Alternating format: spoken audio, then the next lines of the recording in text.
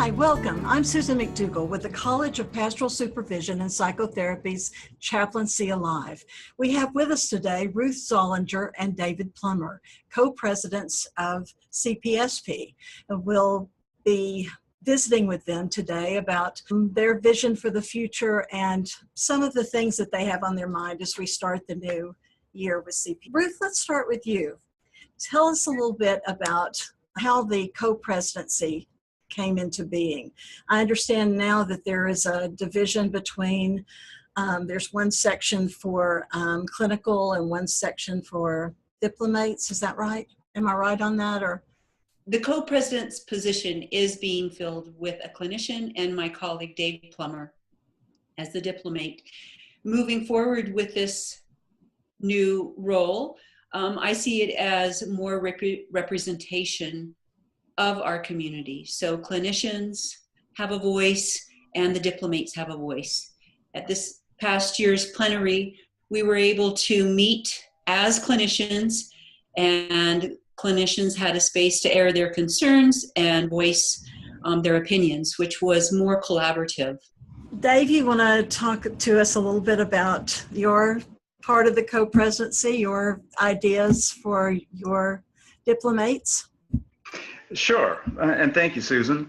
I just want to piggyback on my colleague there. At that same meeting, at our plenary, we also broke into the diplomates only section, which I understand is the first time the diplomates have met together strictly as diplomates, certainly in over 20 years, maybe more than that. And it was a wonderful time of sharing where we could be very candid with ourselves of strengths and weaknesses, or not maybe so much weaknesses, but opportunities for improvement that we could see within our own respective practices, items of mutual concern, mutual interest, and even process observations among the diplomates as we were in the meeting reflecting upon the themes that were emerging. Regarding goals and such that I may have for the diplomates, it'd be several. One, a strengthening of the chapters using various experienced diplomates more so than perhaps we do now as outside consultants to the chapters. We've noted that the experiences and sometimes, to be very candid, the quality of the chapters and chapter life vary somewhat from chapter to chapter. And so we're wanting to enhance that, to strengthen the chapters, and that will be a goal of mine for the next couple of years. And then additionally, and Ruth and I have talked about this, I see a real opportunity to improve both perhaps the composition of our chapters, but also more so the quality of some military chaplains and military chaplaincy. While we do have some chapters that have military chaplains in them, I would like to see more of our CPE diplomates open their training centers and training groups to actively serving chaplains, whether they're guard or reserve or active duty chaplains, military chaplains. Military chaplains do not, at this point in our nation's history, are not required to have any kind of clinical training whatsoever to be a military chaplain. And unfortunately, sometimes that results in in my opinion, poor understanding of pluralism in ministry as chaplains in a pluralistic settings, particularly a pluralistic settings such as the military. Additionally, I'd like to see military chaplains begin to think perhaps more clinically or more critically in their chaplaincy ministry than perhaps many of them do at this time. So if we have an increased awareness of military chaplains and chaplaincy, particularly those who are near CPE accredited centers, that'd be a great opportunity to enhance the diversity of the trainees of a particular group, a particular cohort, and an opportunity for military chaplains to benefit. And I've spoken too much. I'll turn it over to back to you. I think that's a great idea, a wonderful idea. We have a huge air base near the university here where I work, and I had not thought about active duty chaplains. I was at that installation just 2 weeks ago, actually. They have, that's the major center. I think they call it the Professional Education Center for the entire National Guard. And in fact, there was a chaplains conference there, the senior leadership among National Guard chaplains. There were lieutenant colonel and colonel chaplains from all over the country, along with the deputy chief of chaplains for the National Guard led that conference. Excellent conference, but that just goes to highlight there are military chaplains among us that would really benefit, and weave from them in various training centers. Well, I'll get with you after this and you'll hook me up, because all right, very good. That's a great idea. Ruth, talk about some of the things you're looking forward to. So I'm going to piggyback off of what Dave has been talking about. I think this is really important, where we're having so many more deployments with our military chaplains, and how can they still be part of the chapter when they're away. So I think we need to be looking at, we being the chapters and the chapter conveners need to be looking at ways to really support them when they're away, and embracing technology as part of that chapter experience. Dave and I have spoken at length about how we can utilize technology to serve those members who are out on deployment. So that's, again, another thing that as clinicians too, to be looking at. And I'm going to strongly recommend that chapters consult with a consultant who is determined by the Chapter Life Committee.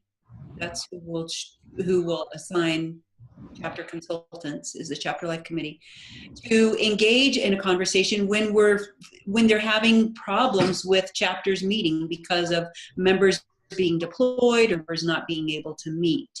I think we need to find ways to really embrace those people wanting to meet a chapter but can't be there face to face. I think that's a great idea. I've been in chapters myself where we use Zoom to meet because everyone was scattered across the country. So surely that can be done with, service members calling home and videoing conference home that I know that they do. So wouldn't it be great to give them support out in the field? That's terrific.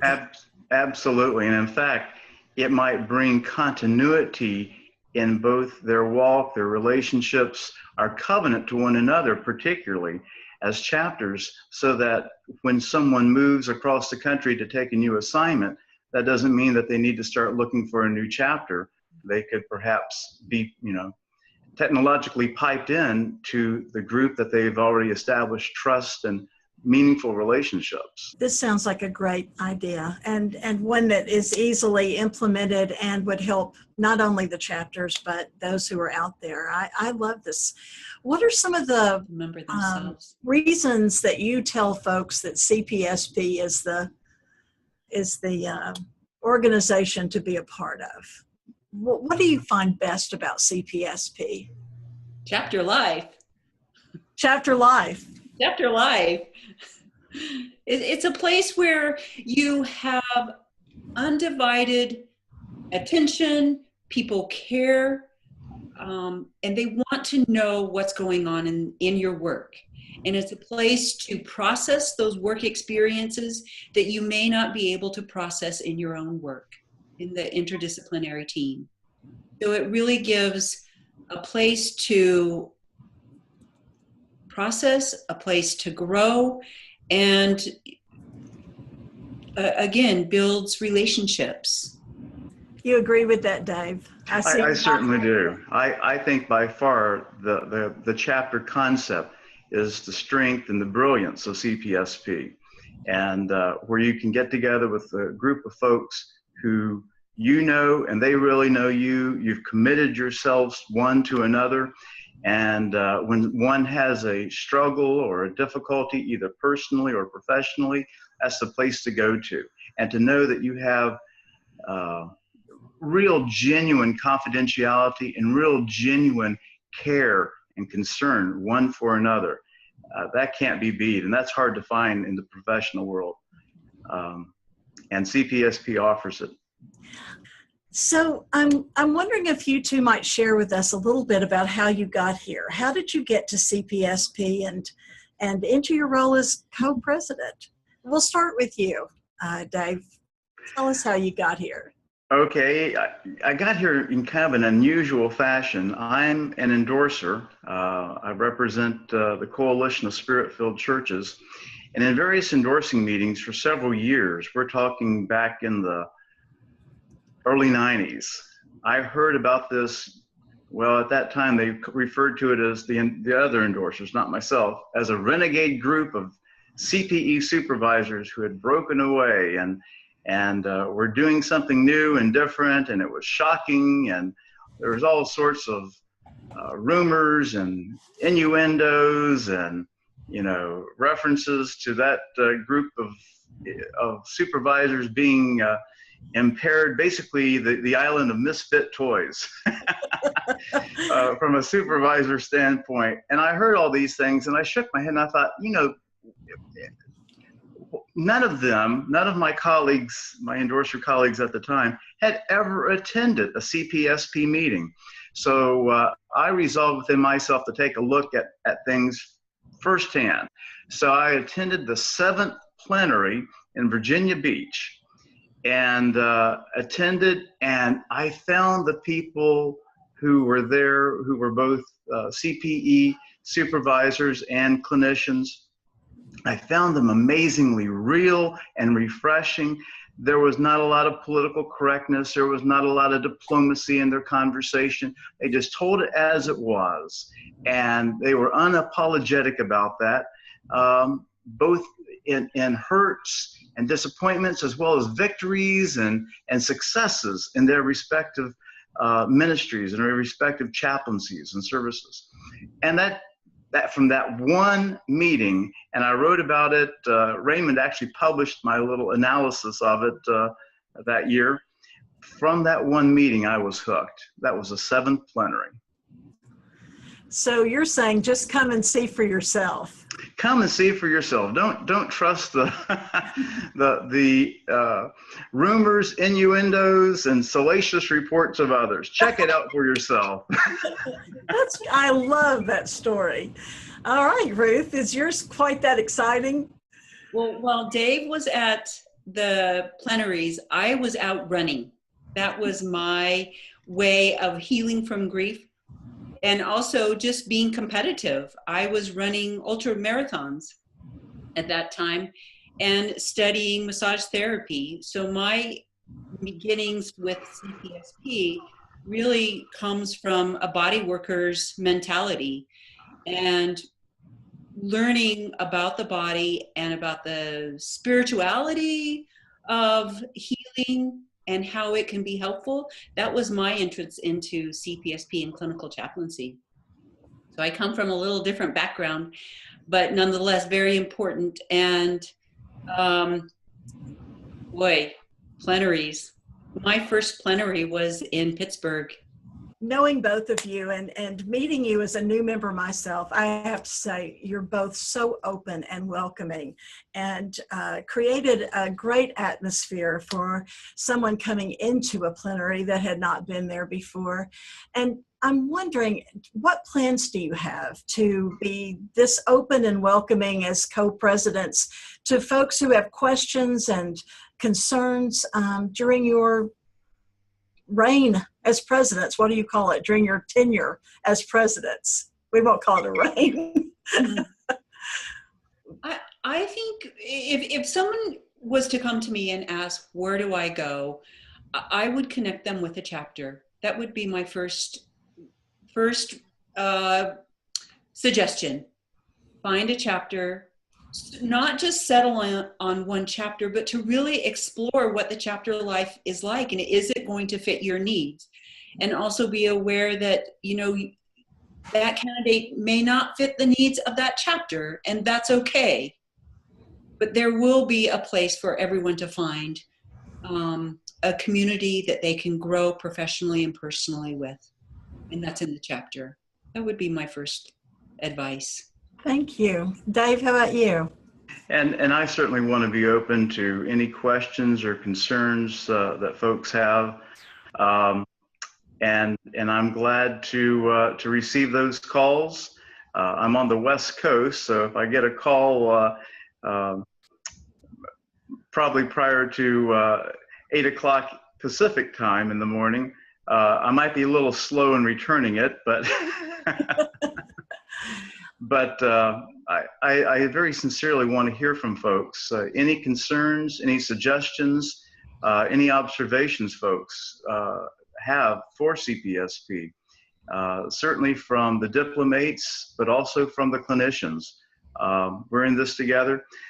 Ruth and I have talked about that, of sharing information. And in fact, along those lines, we have made the decision to have a joint email address, which some of people have seen. It's COPRES at cpsp.org. And if you have a question or concern, or you want to talk with one or both of us, feel free to email us at that specific email address, and we'll both get the correspondence and be able to respond accordingly. And Ruth and I talk frequently, and we're working together as a team. That sounds great. I'm wondering, in view of some of the interviews we've had and in view of the last plenary, the speaker that we had there, do you have anything to say about the professional life of the clinical chaplain as we go forward in this century? I think that's a good question, especially with all the different organizations that are starting up to train chaplaincy, to train chaplains. And my first, what I really think is the heart of CPSP and chaplaincy is being able to listen to the intent, that what the person needs is what you'll be able to help them with. Not about providing a prayer, not about providing them with a judgmental view, but to be able to really listen to their story. That way, you'll know what they need. Do they need to be offered a prayer, or do they need to be offered that connection with a religious community? I think listening is key, and not one person is going to be the same. Dave, what do you think? Perhaps digging into the heart of your question there is, I want to say I value our standards. I value CPSP standards. And while meeting those standards does not automatically guarantee that one is a competent chaplain, it certainly nudges one in that direction. And I think through our processes of reviewing folks, both at the chapter level and at the national level, to make sure that they're competent, I think that's what is very important to us as the hiring institutions want to make sure that their chaplains, when they do hire a chaplain, that chaplain is a competent, caring, well-versed in active listening skills, and as you said, Susan, in a non-judgmental way, to be able to reflect and really provide quality pastoral care to the constituents that they serve. And so, what do I see? I see the importance of our standards and the importance of our covenant. And that goes back to chapter life. It all seems to be interconnected. I'm wondering if you all have thought about maybe having every so often just an open mic night with the co-presidents, because you're both very well spoken and available. And I think maybe that would be a great thing to look into, and we could hear from our video watchers and see if that's something they'd be interested in. Because if you had questions and being able to, it's the relationship, I guess is what I'm saying. Mm-hmm. And you can't be with every person in CPSP, but this is a great way to have a relationship and to hear from your heart what you believe. It's a way of feeling closer to you. And I just throw that out there. Maybe we could have you on every so often about concerns or things you're hearing out in the community. I like that idea. And simply call up Co-Presidents Town Hall. Yeah, yeah. And maybe you start out with a statement. You could start out with a statement of things that you're hearing out in the field, and let folks call in. And we could think about that. I'm wondering what you would like to say to, we have a lot of folks listening in who are not with CPSP, but are just looking into maybe taking training as a clinical chaplain.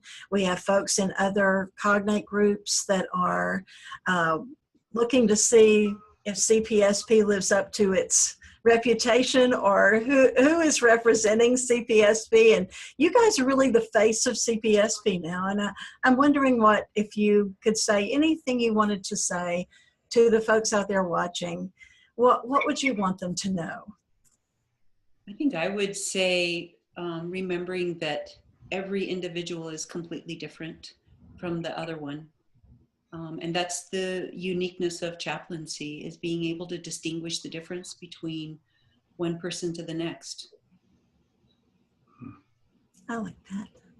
Dave? Well, I would say if you're a clergy person, or even considering being a clergy person and have done some significant work behind that, and you're curious about clinical training, get some clinical training. Take a unit of CPE and see how you respond to it, and see if that's something that might interest you. And if you're already a clinician, you've got a number of units of clinical training, and you're a chaplain serving somewhere, but you miss that clinical experience, the IPR experience. You miss the camaraderie. You miss the ability to reflect upon, the whys and why did you do that of ministry, of your chaplaincy ministry. Then I would so encourage you to look for CPSP, look for a chapter in your area, make a few calls, check the website. There's a number of chapters listed, and folks on our website, cpsp.org, and make a call and see about getting an invitation to attend a chapter just as an observer. Check and see that the water might be good. I would say too, I have noticed here at the University of Arkansas for Medical Sciences in Little Rock, so many of the folks who are coming into training now are people with second and third careers. I mean, they have put their family on their feet, and their kids are grown, and they want something with meaning in their life, and they're volunteering in their churches and in their communities. And what would you say to those folks who are looking for something that really means something to them and are looking into chaplaincy? What would you tell them, Ruth? I think another big part about chaplaincy is being able to do the work. I don't know if you're familiar with the author Byron Katie, but it's about doing the inner work yourself. And so if you're willing to do inner work, then I think you'd be a great chaplain. Dave, what do you think? I agree with my colleague. And so many folks, and I'll speak on my own behalf, so many folks who come from traditional evangelical backgrounds are a little bit nervous about being asked why they do what they do in the ministry that they do. And their intentions are good. And let me encourage you to explore clinical training, which leads to critical thinking, which leads to intentionality in ministry. And so if you want to be challenged to take a look at yourself and improve oneself, get involved. But as my colleague said, as Ruth has said, you got to be willing to take a good hard look at yourself. And sometimes, in addition to the pretty parts, some of us have moles and warts and ticks and things like that maybe make us a little nervous. But if we know about them, we can address them. Yeah, I knew about a lot of mine. It was the ones I didn't know about that were the hardest to take. But I have to say, I have never felt more alive than after taking the units of CPE that I took.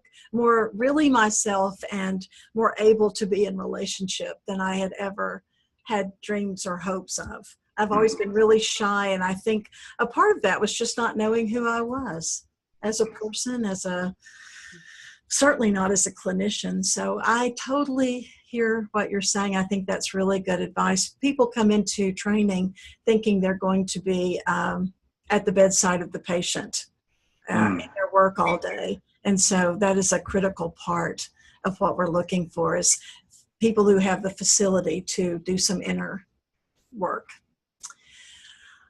Well, any last words you would like to say before we leave each other today? I've really enjoyed this interview, and I feel like you're right here in the room with me. I think this is going to be a great vehicle for the two of you to reach out to. You could visit my chapter anytime. We would love to have you. I may just hook you up with the San Antonio chapter and get you to come in, because I do think that it is a great way to hear from both of you. And I so appreciate you coming on today and letting us meet you and hear what plans you have. And I look forward maybe to talking with you again soon. Very good. Thank you, Susan. And I would encourage the community to reach out to both Dave and I through our email address. Terrific. Please do that. Let them know how their interview went. Check in with them on their email address. Thank you both very much. Bye. Thank you.